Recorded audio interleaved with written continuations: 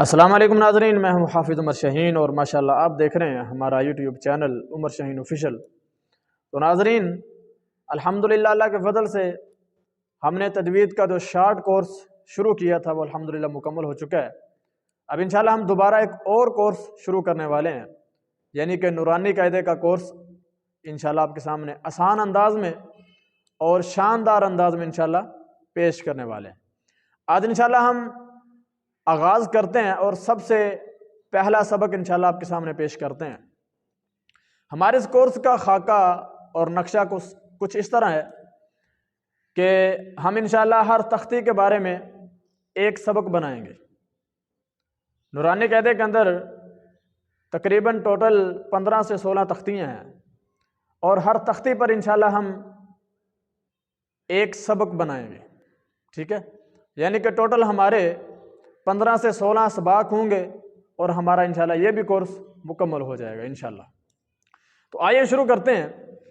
سب سے پہلی تختی ہے جو آپ کو سکرین پر بھی نظر آ رہی ہے، حروف تہجی والی تختی۔ تختی نمبر 1 ہے حروف تہجی، مفردات۔ مفردات کہتے ہیں کہ الگ الگ حروف، ٹھیک ہے ناظرین؟ تو یہ بھی الگ الگ حروف ہیں، اس لیے ان کو مفردات کہا گیا ہے۔ تو ناظرین، یہ پہلی تختی سب سے اہم تختی ہے۔ انہی حروف نے آگے نورانی قاعدے کے اندر استعمال ہونا ہے اور آگے قرآن پاک کے اندر استعمال ہونا ہے۔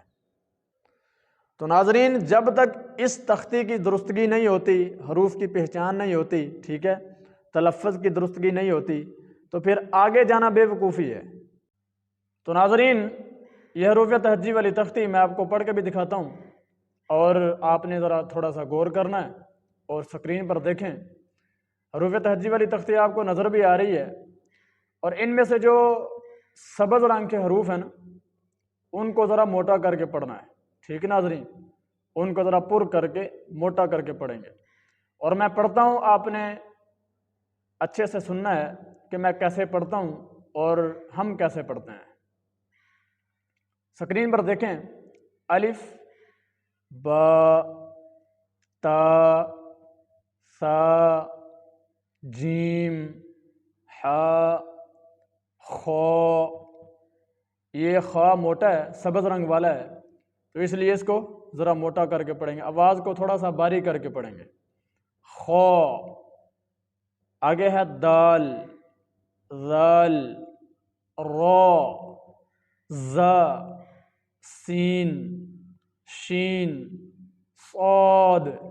تو ناظرین، اب یہاں پر ان دو حروف کو غلط پڑھا جاتا ہے، اکثر بچے بھی پڑھتے ہیں اور سیانہ بھی پڑھتے ہیں۔ کیسے؟ صاد زواد، یعنی کہ اس کے اندر واو کو داخل کرتے ہیں، حالانکہ واو نہیں ہے، اس کو سیدھا سیدھا اوپر کو کھینچنا ہے، اوپر کو لمبا کرنا ہے۔ کیسے؟ صاد اور زاد۔ تو ناظرین، اگلے جو دو حروف ہیں تو زو، یہ بھی اکثر غلط پڑھے جاتے ہیں۔ کوئی پڑھتا ہے توئیں زوئیں اور کوئی پڑھتا ہے تواں زواں، یعنی ناک کے اندر پڑھتا ہے۔ ناک میں نہیں پڑھنا، کیسے پڑھنا ہے؟ تو زو، ٹھیک ہے، تو زو، سیدھا سیدھا پڑھنا ہے۔ کچھ لوگ پڑھتے ہیں تواز وا، اس کے اندر بھی واو کو شامل کرتے ہیں، حالانکہ واو نہیں ہے، اس کو بھی سیدھا سیدھا اوپر کو لمبا کرنا ہے، اوپر کو کھینچنا ہے۔ کیسے؟ تو زو، ٹھیک ہے ناظرین؟ اور آگے ہے عین، غین، فا، قاف، کاف۔ اب ان دونوں میں کیا فرق ہے؟ قاف کی آواز کو تھوڑا سا موٹا کریں گے اور جو ڈنڈے والا کاف ہے اس کو بریک کریں گے، ٹھیک ہے؟ قاف، کاف، لام، میم، نون، واو، ہا، حمزہ، یا اور یا۔ تو ناظرین، یہ میں نے تختی آپ کے سامنے پڑھ دی ہے اور آپ نے سن بھی لیا ہے کہ کیسے ان کی ادائیگی کرتے ہیں، کیسے ان کا تلفظ کرتے ہیں۔ میں نے بس تھوڑی سی وضاحت کی ہے، صرف آپ کو پڑھ کے دکھایا ہے تاکہ آپ کو اچھی طرح سمجھ آ جائے کہ کیسے ان کو پڑھا جاتا ہے، ٹھیک ہے ناظرین؟ تو آج کے سبق کے اندر انشاءاللہ الرحمن ہم آپ کو 5 چیزیں بتائیں گے اور انشاءاللہ اجازت چاہیں گے۔ تو وہ 5 چیزیں کون سی ہیں؟ سب سے پہلی چیز ہے کہ ان حروف کو عربی لہجے کے مطابق پڑھا جائے اور پڑھایا جائے۔ کیسے؟ الف با تا سا، یہ عربی لہجہ ہے، اور اردو لہجے میں نہ پڑھایا جائے اور نہ پڑھا جائے، تو اردو لہجہ کیا ہے؟ الف، بے، تے، سے وغیرہ، یہ اردو لہجہ ہے۔ اور اکثر لوگ پڑھتے ہیں، خواتین پڑھتی ہیں الف، بے، تے، سے، جیم، یہ پڑھنا غلط ہے، ٹھیک ہے؟ یہ تھی ہماری پہلی چیز۔ تو ناظرین دوسری چیز ہے، ان 29 حروف تہجی میں سے 7 حروف ایسے ہیں جو ہمیشہ موٹے کیے جاتے ہیں۔ آپ سکرین پر دیکھیں، آپ کو نظر بھی آ رہا ہے، یہ 7 حروف ہیں، خص، ضغط، قص، اور یہ ہر حال میں موٹے ہوتے ہیں، ٹھیک ہے؟ ان کی پہچان خود بھی کی جائے اور اپنے بچوں کو بھی کروائی جائے، ٹھیک ہے ناظرین؟ جو حروف باریک ہوتا ہے وہ تو بالکل نارمل طریقے سے بغیر کسی تکلف کے ادا ہوتا ہے، لیکن جو حرف موٹا ہوتا ہے اس کو تھوڑا سا تکلف کر کے پڑھا جاتا ہے، تھوڑا سا، یعنی کہ زبان کی جو بیک سائڈ ہے، جڑ والی سائڈ ہے، اس کو تھوڑا سا تالو کی طرف اٹھاتے ہیں تو وہ حرف موٹا ہو جاتا ہے، ٹھیک ہے ناظرین؟ جیسے میں پڑھ کے دکھاتا ہوں، ایک تا ہے، 2 نقطوں والی تا ہے، ٹھیک ہے؟ اس کو باریک پڑھا جاتا ہے تو وہ ایسے پڑھیں گے بالکل نارمل طریقے سے، جیسے تا، کوئی تکلف نہیں ہوا۔ تو اب ایک پرندے کی شکل والی تو ہے، ٹھیک ہے؟ تو جسے کہتے ہیں، وہ سکرین پر بھی دیکھیں تو اس کو موٹا کر کے پڑھتے ہیں، تو کیسے پڑھیں گے؟ آواز دونوں کی سیم ہے، 2 نقطوں والی جو تا ہے وہ باریک ہے اور جو تو ہے وہ موٹی ہے، تو اس کو موٹا کیسے کریں گے؟ اس کو موٹا کرنے کے لیے زبان کی جو پچھلی بیک سائڈ ہے اس کو تھوڑا سا تالو کی طرف اٹھائیں گے تو وہ تا موٹی ہو جائے گی، جیسے تو، ٹھیک ہے؟ اب میں دونوں کو پڑھتا ہوں، آپ نے دیکھنا ہے، تا تو، تا تو، تا تو، یہ فرق ہے ناظرین۔ تو ان تمام حروف میں فرق کرنا اور پہچاننا یہ بہت ضروری ہے۔ اگر آپ استاد ہیں تو آپ کے پاس کچھ ایسے بچے بھی موجود ہوں گے جو بالکل چھوٹے ہیں، جن کو حروف کی پہچان نہیں ہوتی، ٹھیک ہے؟ ان کو نقطوں کے ذریعے اور شکلوں کے ذریعے پہچان کروائی جائے، ان کو بتایا جائے کہ بھئی 1 نقطے والے حروف کتنے ہیں، 2 نقطوں والے حروف کتنے ہیں، اور 3 نقطوں والے حروف کتنے ہیں اور کون سے ہیں، ان کو شکلیں بھی یاد کروائی جائیں اور ان کو نقطے بھی یاد کروائے جائیں۔ ایک طریقہ یہ ہے پہچان کروانے کا۔ تو پیارے ناظرین دوسرا طریقہ پہچان کروانے کا یہ بھی ہے کہ بچے سے سیدھا بھی سنا جائے اور الٹا بھی سنا جائے، کیونکہ بعض دفعہ بچے رٹا لگا کر الف سے لے کر یا تک پوری تختی سنا دیتے ہیں، تو ناظرین جب بیچ بیچ سے پوچھا جاتا ہے، ٹھیک ہے، جب الٹا سنا جاتا ہے پھر ان کو نہیں آتا، اس کا مطلب یہ ہے کہ بچے نے رٹا لگایا ہے، اس کو پہچان نہیں ہے۔ تو اس لیے جب تک پہچان نہ ہو اس وقت بچے کو آگے سبق نہ دیں، اگرچہ اس تختی پر مہینہ لگ جائے، 2 مہینے لگ جائیں، لگائیں، لیکن جب تک اس تختی کی پہچان نہ ہو، اچھی طرح تلفظ درست نہ ہو، بچے کو آگے سبق نہ دیں۔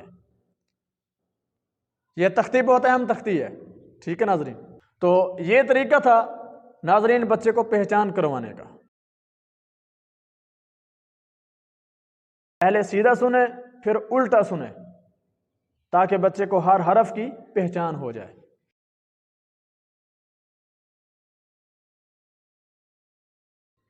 اب ملتے جلتے حروف میں کیا فرق ہے، ان کی وضاحت میں بہت ہی آسان طریقے سے پہلے بھی کر چکا ہوں، اور ان اسباق کا انشاءاللہ لنک میں اس ویڈیو کے نیچے دے دوں گا تاکہ آپ اچھے طریقے سے اس بحث کو دیکھ اور سن لیں۔